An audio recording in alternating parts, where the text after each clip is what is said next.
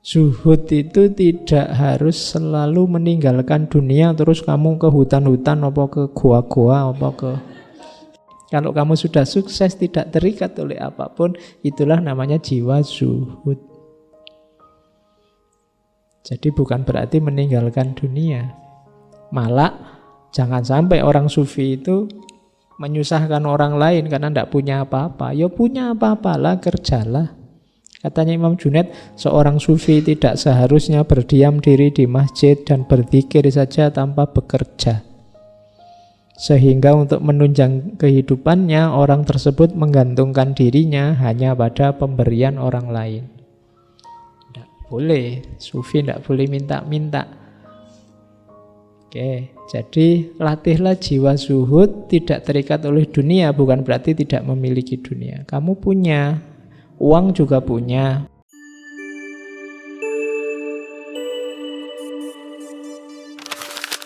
Assalamualaikum warahmatullahi wabarakatuh. Bismillahirrahmanirrahim. Alhamdulillahirabbil alamin.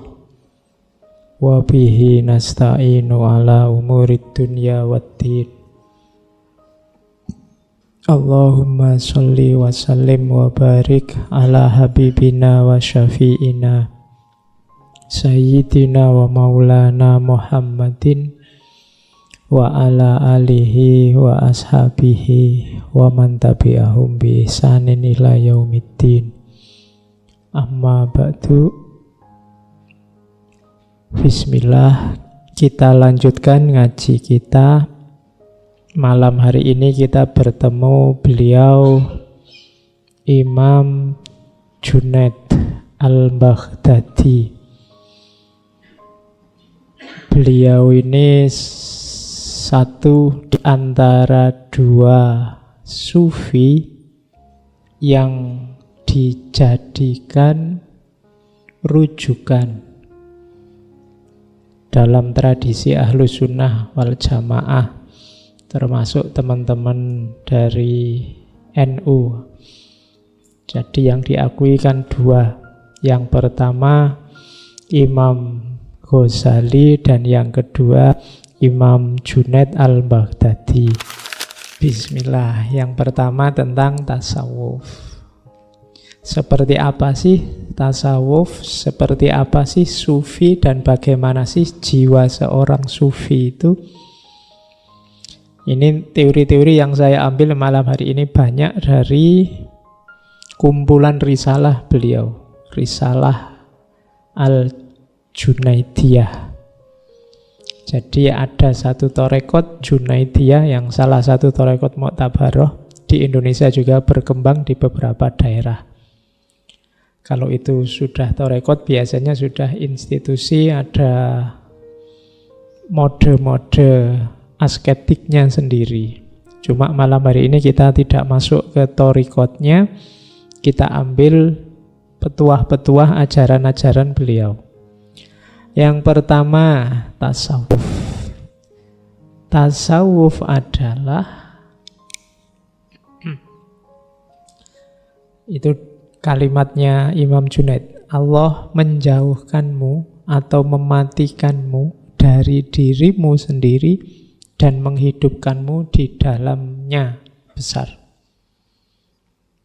Jadi kita hidup, seorang sufi itu berarti hidupnya adalah menepikan dirinya dan menghidupkan Allahnya. Seandainya kamu bayangkan dalam dirimu itu ada dua tombol. Yang satu kalau diklik terus lagunya, nyanyiannya lagu dunia. Yang satu kalau diklik yang lagunya lagu ilahi, ketuhanan. Sufi itu yang diklik yang ketuhanan. Jadi hidupnya hidup ala ilahi, tidak ala manusiawi. Apa kayak gitu manusiawi, Pak? Kan tadi disebut tidak ala manusiawi, ala ilahi. Loh Pak, normalnya manusia itu kan ya hidup di dunia dengan gaya dunia, dengan mode dunia. Tidak apa-apa kamu hidup di dunia dengan mode dunia, tapi orientasinya ilahi.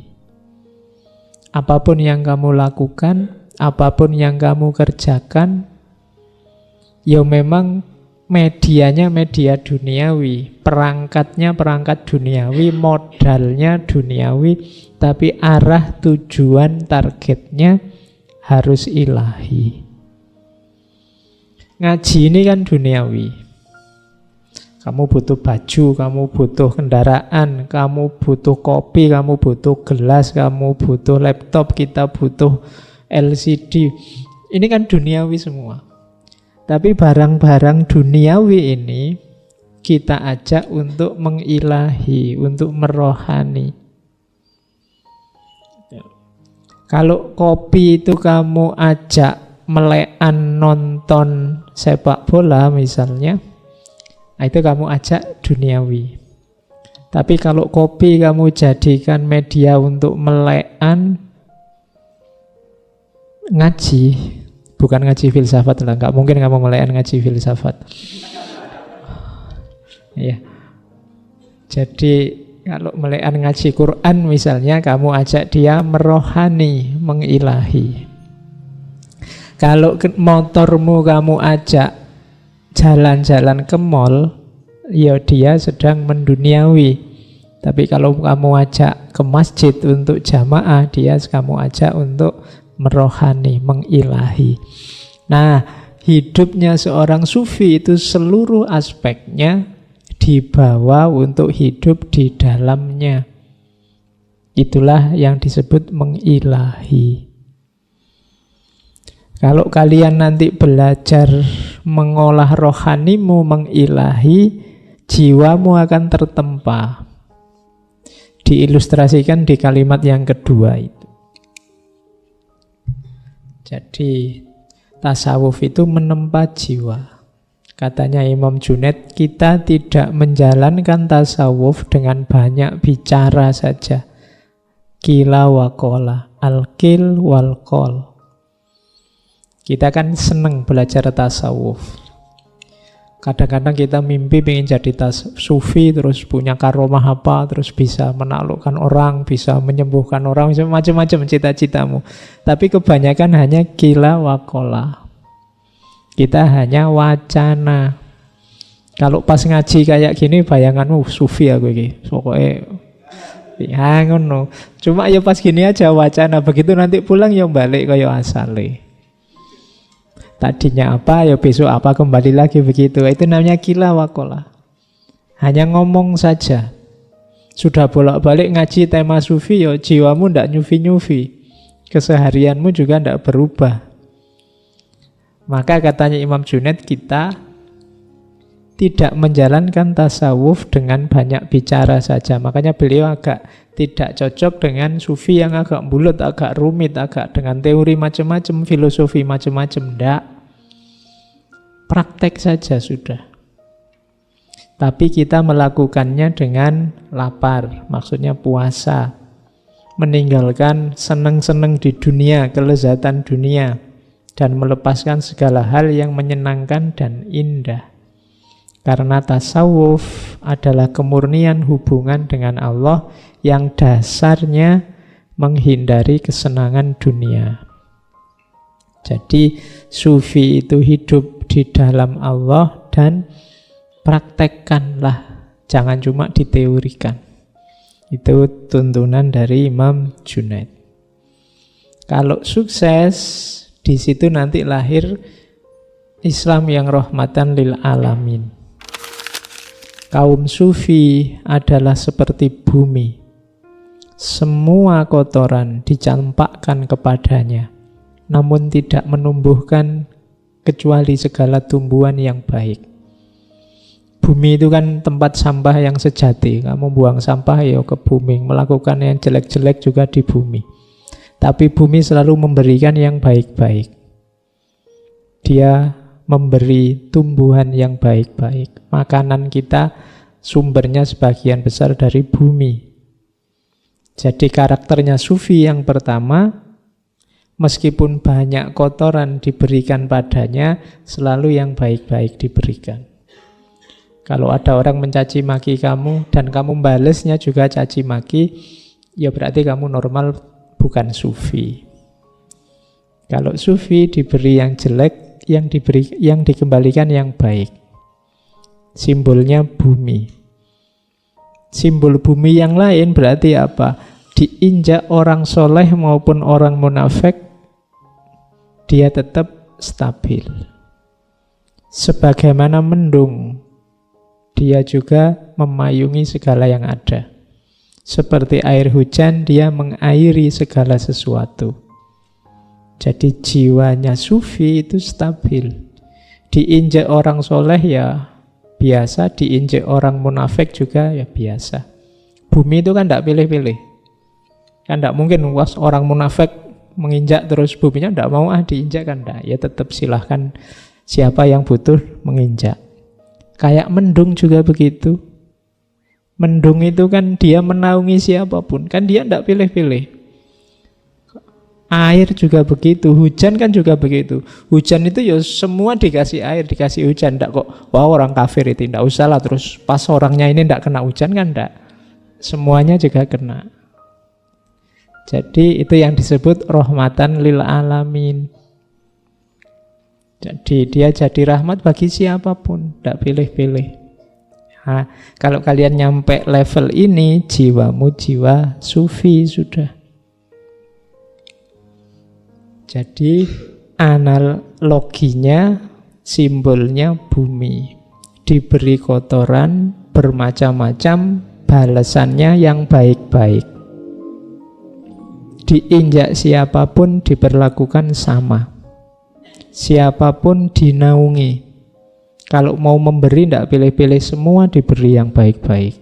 Itu simbolnya bumi. Yang ketiga, jika engkau melihat seorang sufi menaruh kepedulian kepada penampilan lahiriahnya, maka ketahuilah wujud batinnya rusak. Kalau dua yang atas paragraf itu menunjukkan jiwa sufi, hati-hati yang ketiga ini jiwa bukan sufi. Orang yang sibuk dengan penampilan lahiriah. Jadi orang yang sibuk dengan hal-hal yang duniawi, yang kelihatan. Kalau sudah sibuknya itu berarti batinnya rusak. Apa ndak boleh Pak pakai baju yang bagus, pakai baju yang pantas, yang sopan? Boleh, tapi jangan sibuk di situ. Kalau yang kamu pedulikan, kamu sibukkan hanya itu, itu ciri-ciri batinnya sudah rusak. Jadi jiwa sufi itu berarti apa? Selalu menaungi, membantu siapapun, memberi yang baik pada siapapun, dan tidak sibuk dengan hal-hal lahiriah, atribut-atribut duniawi. Kalau kalian punya kualifikasi ini berarti jiwamu jiwa sufi. Terus kenapa banyak orang suka pada Imam Junaid dan tidak terlalu kontroversial sebagaimana sufi-sufi yang lain? Karena dalam Imam Junaid ada mempertemukan syariat dan hakikat. Jadi batin ya, tapi tidak batin saja, karena batin itu punya jembatan lahir. Katanya Imam Junaid, ilmu kami diukur dengan Al-Quran dan Sunnah. Siapa yang tidak hafal Al-Quran, tidak menulis hadis, dan tidak belajar fikih, tidak boleh ikut. Ini syaratnya kalau ada orang ingin melamar jadi muridnya Imam Junaid. Jadi selalu katanya Imam Junaid, ilmu kita ini ukurannya Quran dan Sunnah. Maka yang mau jadi muridku harus hafal Al-Quran, pernah nulis hadis, berarti dia belajar hadisnya dalam, kemudian ngerti fikih, baru tasawuf. Kalau Quran tidak ngerti, Sunnah tidak ngerti, fikih tidak paham, jangan belajar sufi dulu. Itu maunya Imam Junaid. Imam Junaid ini juga faqih, dia kepala qadhi pada zamannya. Jadi Syaratnya saya tidak tahu kalau kalian ngelamar diterima apa enggak. Abot, hafal Quran, ngerti hadis, ngerti fikih, baru boleh ikut jadi muridnya. Dan muridnya banyak. Imam Junaid itu muridnya banyak. Meskipun beliau ini tidak terlalu suka ceramah, tidak terlalu suka khutbah. Banyak orang minta Imam Junaid itu khutbah di awal-awal beliau jadi sufi, tapi tidak ada satupun yang diterima. Termasuk gurunya, guru dan juga pamannya, Syekh Syarri As-Sakoti. Syekh Syarri bolak-balik minta, tidak dituruti. Pokoknya dia tidak mau khutbah. Sampai satu ketika, di satu malam, Imam Junaid bermimpi ketemu Rasulullah, terus Rasulullah merintah, Junaid khutbahlah. Paginya beliau bangun kemudian ingin keluar rumah. Begitu buka pintu di depan, gurunya sudah ada, Imam Syarri. Junaid, mimpi apa tadi malam? Ya guru, disuruh khutbah. Ya, sudah saatnya kamu khutbah. Jadi mau khutbah aja nunggu diperintah oleh Rasulullah.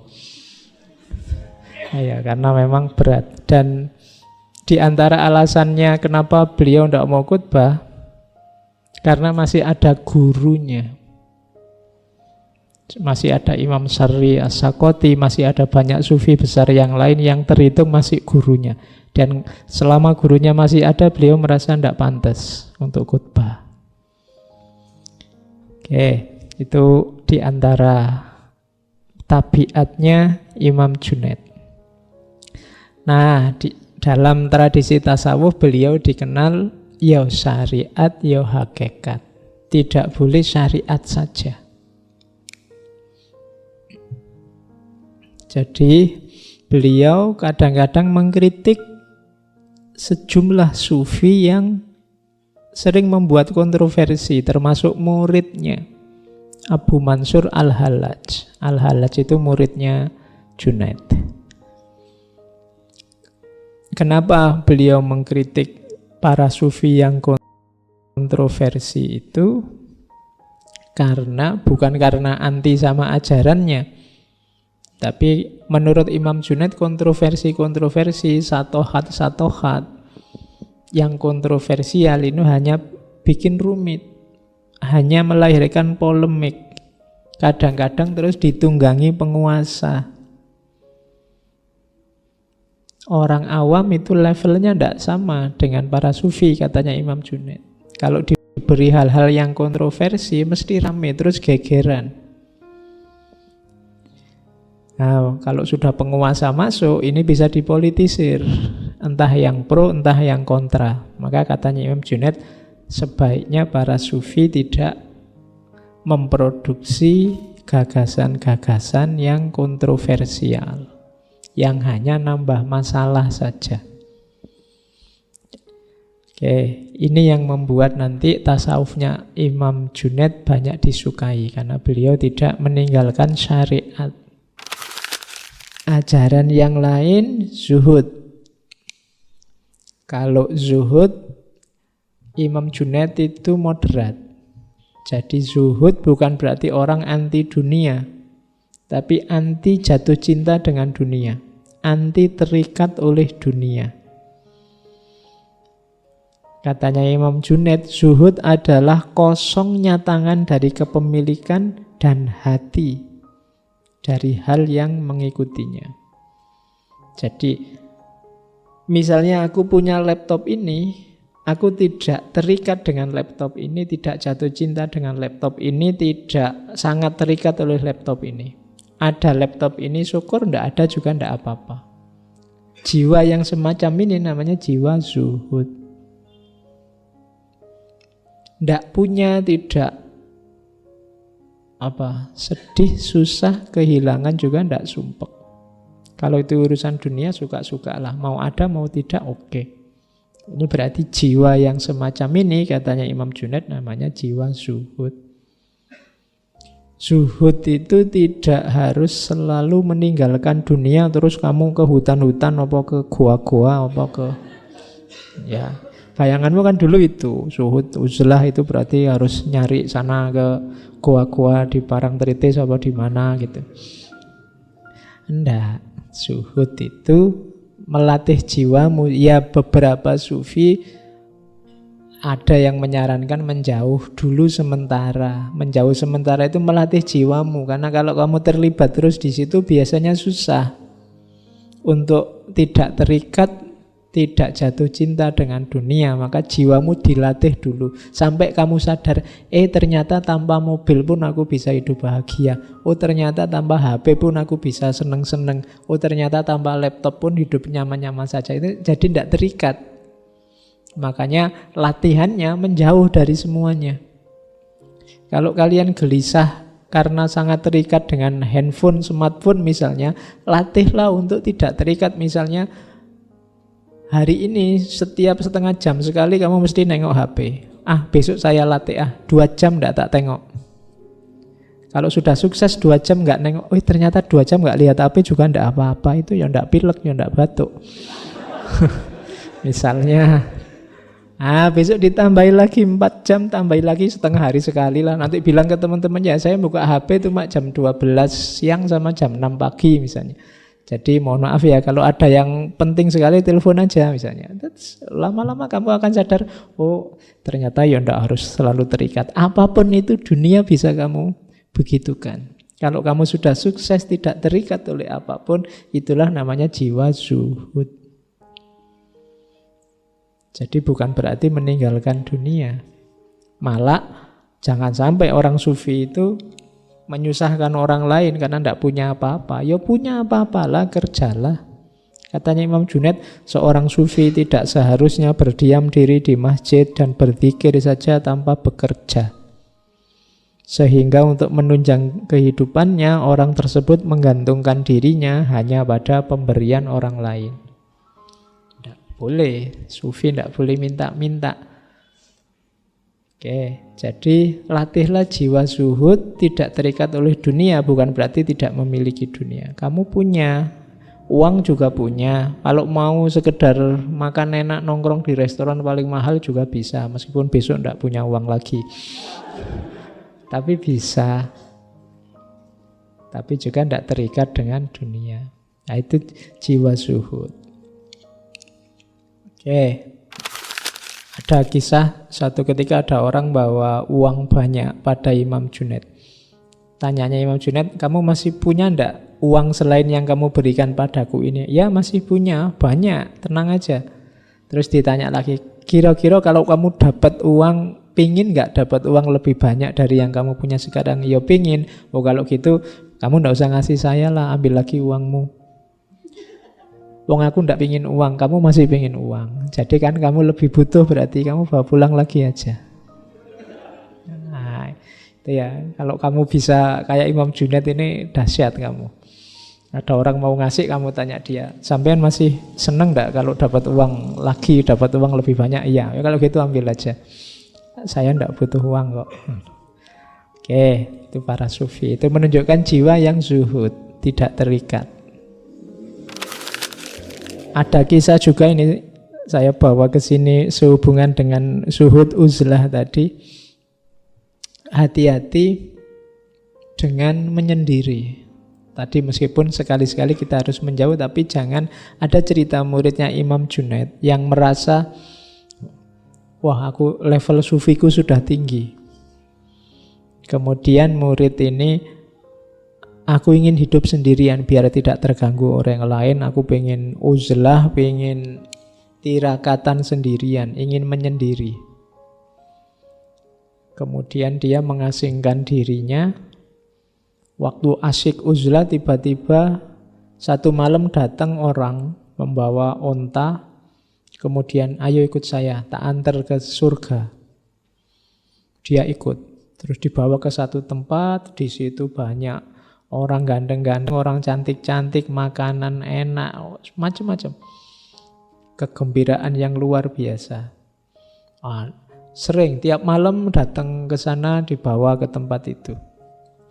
Terus suatu ketika dia cerita pada muridnya Imam Junaid yang lain, Aku itu tidak tahu, mungkin karomahku sudah luar biasa. Jadi tiap malam aku itu dijemput semacam dibawa ke surga. Nah, terus Imam Junaid dengar kata-katanya murid ini. Akhirnya dipanggil murid itu terus bilang, nanti malam kalau yang menjemputmu datang lagi dan kamu dibawa ke sana, coba ya kamu pas di sana ucapkan la haula wala quwata illa billahil aliyyil azim. Nah, murid ini ikut petunjuk gurunya. Meskipun dia ragu-ragu. Guru ini syirik aja, nggak suka ada orang seneng. Iya.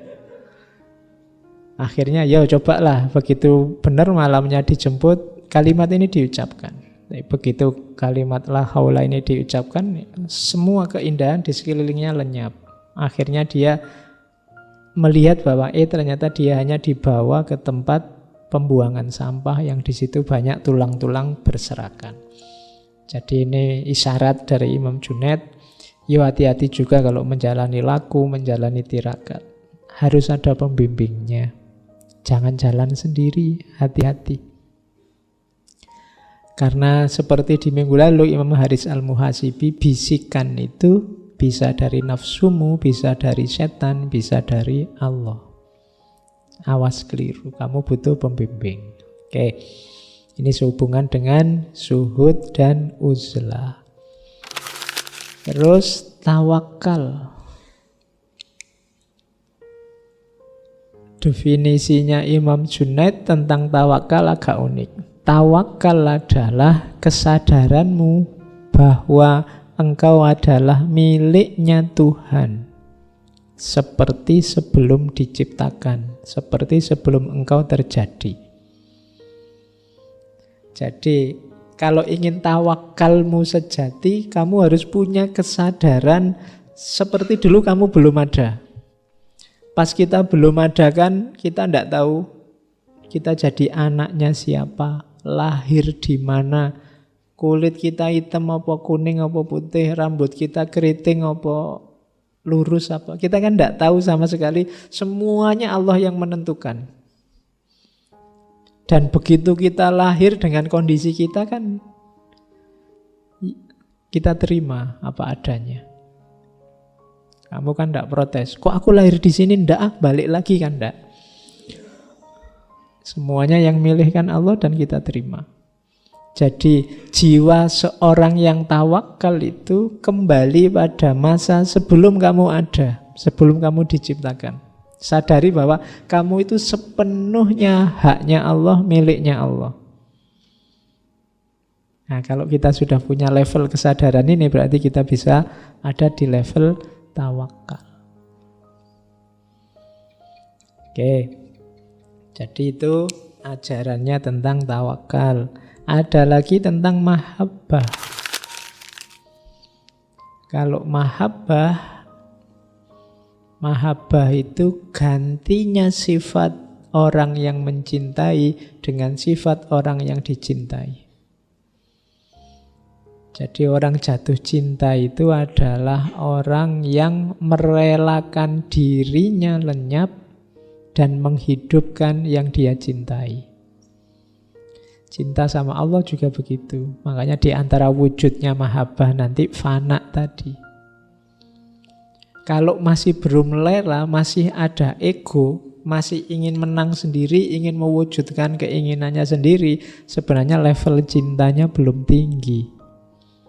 Level cinta yang paling tinggi itu ketika lenyapnya diri kita, sifat-sifat kita, ganti dengan hadirnya yang kita cintai dengan sifat-sifatnya. Makanya sufi itu kalau sudah makomnya tinggi sering disebut mencapai takholak bi ahlakillah, berakhlak dengan akhlaknya Allah. Karakternya sudah karakter Allah, bukan lagi karakter manusia, karena yang karakter manusia sudah disingkirkan, kalah oleh kecintaan pada Allah. Nah, ini mahabbah. Berarti untuk ngecek kita ini sudah jatuh cinta beneran apa belum, itu diantara cirinya sifat-sifat kita ini coraknya ilahi atau manusiawi. Kalau masih banyak manusiawinya, ya sebenarnya kita belum jatuh cinta sama Allah, belum ada mahabbah. Terus kalau ini musyahadah, di antara ahwalnya seorang sufi adalah musyahadah. Musyahadah itu beda dengan melihat. Musyahadah itu menyaksikan tanpa keraguan. Kalau melihat itu kan biasanya ada jarak. Melihat itu kan saya melihat kalian, aku di sini, kalian di sana. Musyahadah itu adanya di dalam hati, menyaksikan. Aku yakin, aku tahu, pakai hati, tidak ke sana, karena adanya di sini. Jadi musyahadah itu kondisi jiwa seorang sufi yang menyaksikan kehadiran Allah dalam dirinya. Itu musyahadah. Jadi mungkin mata melihat keluar, tapi begitu mata melihat keluar, justru yang muncul di sini adalah Allah. Itu jiwa yang musyahadah. Melihat fenomena yang indah, misalnya kamu ke pantai, pantainya indah sekali ya. Yang muncul di kepalamu bukan pantainya, yang muncul di hatimu bukan pantainya, tapi subhanallah. Allah luar biasa dengan kekuasaannya. Lahirlah pantai yang seindah ini. Yang lahir Allah. Jadi itu jiwa yang musyahadah, selalu menyaksikan Allah dalam dirinya, apapun yang dilihat. Itu musyahadah. Ada orang cantik lewat, ya subhanallah. Subhanallah bukan nafsu loh ya, tapi asli ini musyahadah. Jadi hadirnya Allah dalam dirimu melihat apapun. Jadi jiwa yang terus-menerus menegaskan kehadiran Allah dalam dirinya, itu musyahadah. Jadi orang yang musyahadah itu dari mulutnya, di antara cirinya itu ya keluarnya pasti namanya Allah. Meskipun yang dilihat dunia, yang dilihat alam semesta, mungkin lihat wajahmu, tapi ya keluarnya astagfirullah, Allahu Akbar, subhanallah, masya Allah. Itu spontan. Kenapa? Dirinya selalu musyahadah. Jadi salah satu ahwal. Ahwal itu berarti level hasil anugerah dari Allah, hasil daya upayamu. Allah memberikan kondisi jiwa yang sudah musyahadah. Jadi kamu mengalami apapun, melihat apapun, mendengar apapun, melakukan apapun, yang dalam dirimu muncul itu selalu Allah, tidak ada yang lain. Apapun selalu kamu sambungkan dengan Allah. Itulah kondisi jiwa yang musyahadah. Terus makrifat. Imam Junaid punya definisi yang berbeda tentang makrifat. Selama ini kan kita mendefinisikan makrifat itu kondisi jiwa yang tahu segalanya karena anugerah dari Allah. Makrifat itu adalah kondisi jiwa yang sadar akan ketidaktahuannya setelah dia mendapat anugerah pengetahuan dari Allah. Jadi kan kita ini kan pengetahuannya palsu semua, duniawi semua, maya semua. Kemudian kita membersihkan diri, melakukan riyadhah, mujahadah, kemudian Allah melimpahkan ilmunya yang sejati dalam diri kita. Begitu Allah melimpahkan ilmunya yang sejati dalam diri kita, kita baru sadar selama ini betapa bodohnya kita. Itulah makrifat. Jadi kondisi jiwa yang sadar akan kelemahannya, akan kebodohannya, setelah dia mendapat anugerah ilmu, anugerah pengetahuan dari Allah. Kan ada juga orang yang oleh Allah diberi ilmu, diberi anugerah pengetahuan, tapi tidak muncul Allahnya kan. Muncul egonya, muncul kesombongannya, muncul. Berarti jiwanya belum jiwa yang makrifat. Kamu belajar terus paham, merasa, wah pinter aku sekarang, masih ada akunya. Wah ngerti aku sekarang, masih aku. Jadi masih tidak memunculkan Allah. Nah itu berarti kalian belum makrifat. Kalau sudah makrifat, itu dapat pengetahuan, justru yang muncul Allah dan kesadaran betapa lemahnya kita.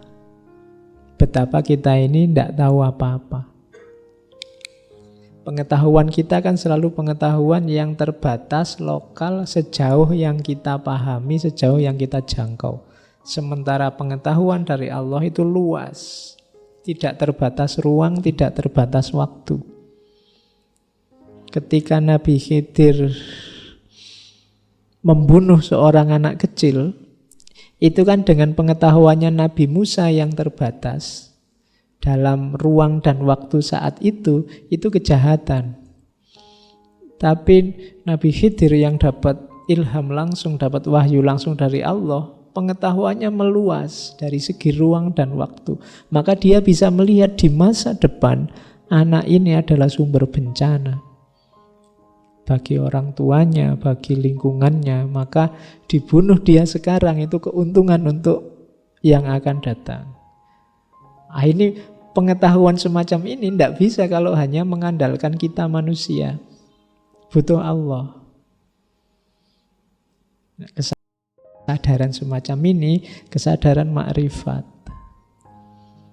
Kalau hanya pakai Nabi Musa saja, ya ngertinya sekarang, di sini, saat itu, dalam situasi itu, maka membunuh anak kecil kejahatan.